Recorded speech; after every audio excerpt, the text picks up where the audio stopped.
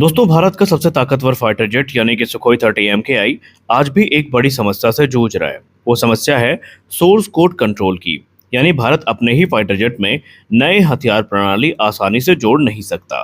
लेकिन अब Indian air force ने एक ऐसा कदम उठाया है जो इस समस्या को हमेशा के लिए खत्म कर सकता है। और यही कदम सुखोई 30 MKI को बना सकता है एक यूनिवर्सल वेपन प्लेटफॉर्म। आइए जानते हैं पूरा मामला क्या है।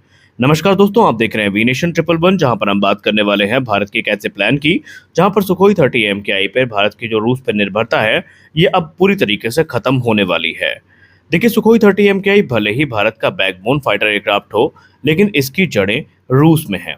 इसका मतलब ये है कि एयरक्राफ्ट का एवियोनिक सिस्टम हो गया, मिशन कंप्यूटर हो गया, वेपन इंटीग्रेशन लॉजिक हो गया, सब कुछ कंट्रोल्ड है ओरिजिनल मैन्युफैक्चरर के द्वारा। और सबसे बड़ा इशू ये है कि सोर्स कोड इंडिया के पास नहीं है। इसका असर क्या होता है? इसका असर ये होता है कि जब भी भारत कोई नई मिसाइल जोड़ना चाहता है, तो जैसे कि अस्त्र हो गई, मीटियोर हो गई, या फिर रुद्रम सीरीज की मिसाइल हो गई, या फिर एशरैम हो गई, हर बार जरूरत पड़ती है फॉरेन OEM सपोर्ट की, अप्रूवल्स की और इंटीग्रेशन डिलेज की। इसका रिजल्ट ये होता है कि अपग्रेड्स काफ़ी धीमे हो जाते हैं, फ्लेक्सिबिलिटी काफ़ी लिमिटेड हो जाती है, और जो स्ट्रेटेजिक डिपेंडेंसी है ये तो बनी रहती है सो अलग। और अब आता है इसी कहानी में एक बहुत बड़ा ट्विस्ट, या इसको आप एक गेम चेंजर मोमेंट कह सकते हैं, जो है वेपन इंटीग्रेशन टेस्टर, यानी वेपन इंटीग्रेशन टेस्टर, जिसको हम WIT भी कहते हैं। इंडियन एयरफोर्स का ये एक इंडिजिनस सिस्टम है जो डेवलप किया जा रहा है, जो इस डिपेंडेंसी को पूरी तरीके से ख़त्म कर देगा। अब जो वेपन इंटीग्रेटर टेस्टर है या WIT है, ये काम कैसे करेगा? सोचिए, आपके पास एक एयरक्राफ्ट का सोर्स कोड नहीं है, तो क्या आप उसमें मिसाइल इंटीग्रेट कर सकते हैं? नॉर्मली आपका जवाब होगा नहीं। लेकिन WIT एक स्मार्ट वर्क अराउंड देता है, जहाँ पर WIT बेसिकली डिजिटल ब्रिज का काम करता है। ये एयरक्राफ्ट और मिसाइल के बीच में एक ब्रिज बना देगा, मिसाइल के बिहेवियर को सिमुलेट करेगा, इलेक्ट्रिकल सिग्नल्स और डेटा एक्सचेंज को मिमिक करेगा। यानी WIT एक वर्चुअल मिसाइल की तरह काम करेगा। इससे होगा क्या? पहले तो यहाँ पर जो ग्राउंड टेस्टिंग रेवोल्यूशन है वो देखने को मिलेगा, जिससे जो फ्लाइट टेस्ट से पहले जो ग्राउंड पर ही पता चल जाएगा कि एयरक्राफ्ट मिसाइल को पहचान रहा है या नहीं, पावर सप्लाई सही है या नहीं, कमांड सही जा रही है या नहीं। और अगर सब कुछ सही होता है तो आगे चल के जो फ्लाइट टेस्ट है ये आयोजित किए जाएंगे। WIT सिर्फ इंटीग्रेशन टूल नहीं है, ये एक सेफ्टी सिस्टम भी है। ये बेसिकली बहुत सारी समस्याओं को रोकेगा, जैसे कि डेटा मिसमैच एरर्स को रोकेगा, इलेक्ट्रिकल फेलियर फॉल्ट्स को रोकेगा, रॉन्ग फायरिंग जो कमांड्स हैं उनसे बचाव करेगा, और जो मिसाइल मिसफायर रिस्क है इसको ख़त्म करेगा। यानी फ्लाइट से पहले ही सारे खतरों को ख़त्म करने की जिम्मेदारी इस सिस्टम की होने वाली है।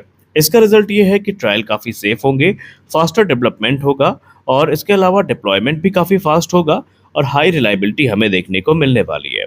इस पूरे प्रोजेक्ट का सबसे बड़ा फ़ायदा यही है कि हमें कंप्लीट इंडियन कंट्रोल देखने को मिलेगा, जिसका मतलब है हार्डवेयर इंडिया में, सॉफ्टवेयर इंडिया में, और इंटीग्रेशन लॉजिक जो है वो भी इंडिया के हाथ में। और इसका एक लॉन्ग टर्म इम्पैक्ट भी है। कोई फॉरेन डिपेंडेंसी नहीं होगी, फास्टर अपग्रेड्स होंगे, और मल्टीपल वेपन कंपैटिबिलिटी हमें देखने को मिलने वाली है। यही नहीं, भविष्य में भारतीय वायुसेना अपने फाइटर एयरक्राफ्ट को खुद अपग्रेड करेगा बिना किसी बाहरी परमिशन के। यानी असली जो हम स्वतंत्रता चाहते हैं वो कहीं न कहीं इसी प्रकार से हमें मिलेगी।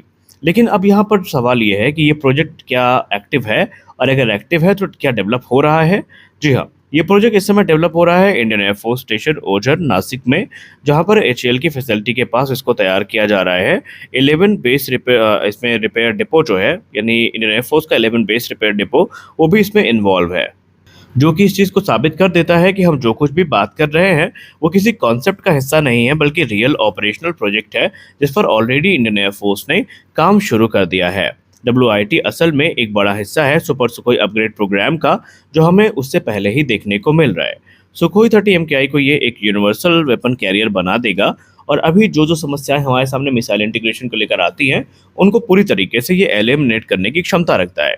हमें एक ही एयरक्राफ्ट में रशियन मिसाइल्स देखने को मिलेंगी, इंडियन मिसाइल्स देखने को मिलेंगी, और संभावित है कि जो वेस्टर्न मिसाइल्स हैं वो भी इसके थ्रू हमें देखने को मिल जाएं।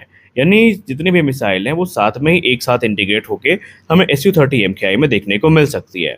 इसका फ़ायदा ये होगा कि मिशन स्पेसिफिक लोड आउट हमारे पास होगा, कॉम्बैट में फ्लेक्सिबिलिटी होगी, और मल्टी रोल डोमिनेंस तो हम अचीव कर ही लेंगे। यहाँ पर सिर्फ ये एक टेक्निकल अपग्रेड नहीं है, ये एक स्ट्रेटजिक शिफ्ट है, जहाँ पर भारत डिपेंडेंसी को इंडिपेंडेंस की ओर लेके जा रहा है। इंपोर्ट को इंडिजिनस कंट्रोल की तरफ लेके जा रहा है और लिमिटेशन को फ्लेक्सिबिलिटी की तरफ लेकर जा रहा है। तो आज के इस वीडियो में बस इतना ही। आशा करते हैं वीडियो आपको अच्छी लगी होगी। वीडियो अच्छी लगी वीडियो को लाइक करिए, नया चैनल को सब्सक्राइब करिए। मिलते हैं अगले वीडियो में, तब तक के लिए जय हिंद।